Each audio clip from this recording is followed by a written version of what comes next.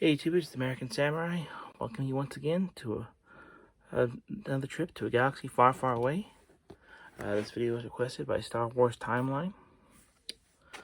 He specifically wanted to know my thoughts on this book, so I'm going to give my thoughts and a general synopsis that people have gone deeper into than I have. This is essentially the first book that was the beginning of the Star Wars expanded universe, and is pretty much considered to be Legends even then.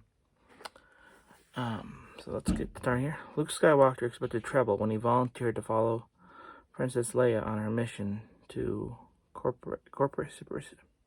Cyprus. I don't know how you pronounce that.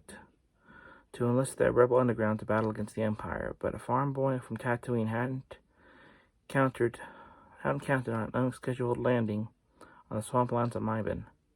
Hadn't counted on any things they would find in the strange planet. Hidden on this planet was the Kyber crystal, a mysterious gem that would give the one who possessed it such powers over the Force that he would be all but invincible. In the wrong hands, the crystal could be deadly.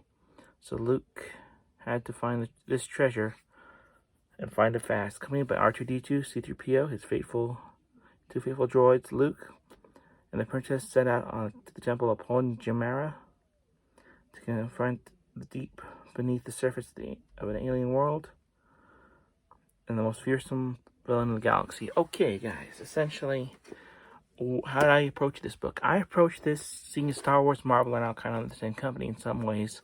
I approached this as essentially a Marvel what if. The faces and the names and the personalities are the same, but everything else, throw it out the window. This is, as far as I'm concerned, this is essentially Star Wars what if. That's the way I looked at it. That's why, even though Luke's on a desert planet, he apparently is very good at swimming, which makes no sense if you were trying to look at this logically, but I didn't. The statement Luke makes in the book, "I am Ben Kenobi," people think that means he's possessed by the spirit of Ben Kenobi. I don't think so. I think why he said that was twofold. One, to get Vader confused. He said Ben Kenobi is always with me.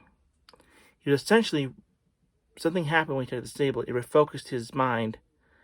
And you get little snippets of that from an earlier battle, that he's capable of doing things, but he holds himself back. If you want a comic thing like that, it's like, what was it, Wally West, when he became the Flash. He didn't think he was obviously faster than Barry, but he set up a mental block that stopped him from reaching that. And essentially that's what Luke did. He didn't believe he could be as good as Kenobi.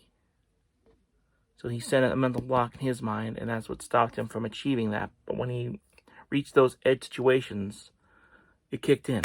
The block was shattered, and his abilities came forward. At least that's what I think. That's my thoughts on this. The story is overall really good, really well done. I enjoyed it. The old lady Hala, I think her name is.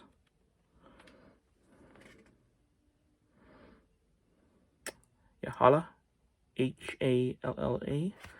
Was, I think, a wonderful character. I'm sad that she never came back in the other novels, because I think this is essentially kind of a one and done. I would have liked to see more of her, specifically. I would have loved to see her interactions with Han. I think that would have been pretty funny.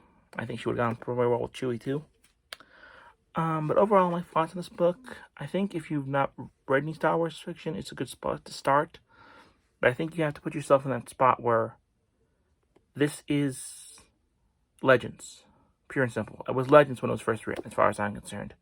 This is not the Luke and Leia you know. This is a different Luke and Leia. I mean, at the end of the book, Luke literally confesses that he's in love with Leia. And it's pretty obvious. You have kind of the schoolboy thing, and the whole slapping Leia thing, pretty much just slave, is kind of, well, out of left field, but yeah, I feel they had to do what they had to do to get out of that situation. So that, I don't like it, but I understand why they did it. Overall, I give this a 5 out of 5. My thoughts on it, it's a good book. But if you're going to read it nowadays, I'd read it as a what if. You know, Luke and Leia aren't sisters. Darth Vader isn't their father. There is no Skywalker saga in this dimension. So that was my thoughts. Let me know what you guys think of Splinter of the Mind's Eye. If you're new, hit that subscribe button, hit that thumbs up if you like the video.